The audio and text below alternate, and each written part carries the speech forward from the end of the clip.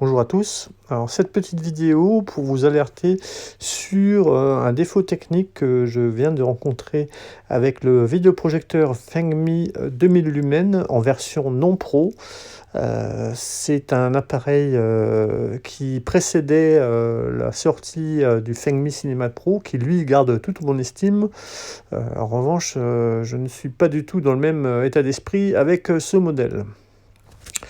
Donc j'ai reçu un bundle qui comprend le projecteur avec un caisson de base que vous pouvez découvrir ici à l'image. Alors le caisson de base fait vraiment un travail excellent et puis il marche automatiquement dès qu'on le connecte au projecteur. En revanche, le Fengmi, ce n'est pas la même chose. J'ai donc installé le projecteur avec mon écran CLR Vivid Storm en version 110 pouces, configuré les menus en anglais très facilement.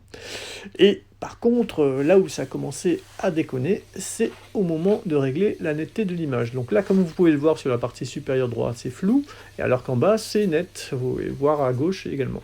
Donc on se rabat sur le menu de gestion du focus, comme pour tous les projecteurs Xiaomi, Fengmi et consorts. Sauf que là, ça ne marche pas.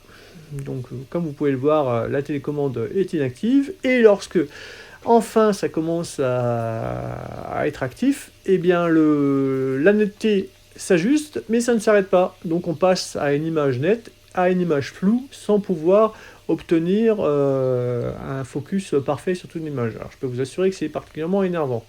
Et c'est la première fois que ça m'arrive avec ce type d'appareil.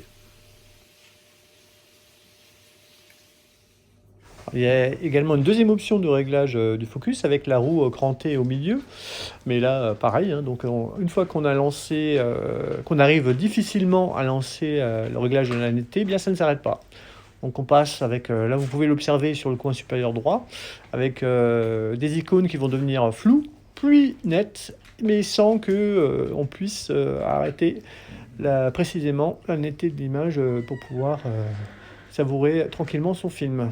Eh bien, ce projecteur va retourner à l'envoyeur et je ne peux faire qu'une chose, c'est de vous recommander de ne pas l'acheter.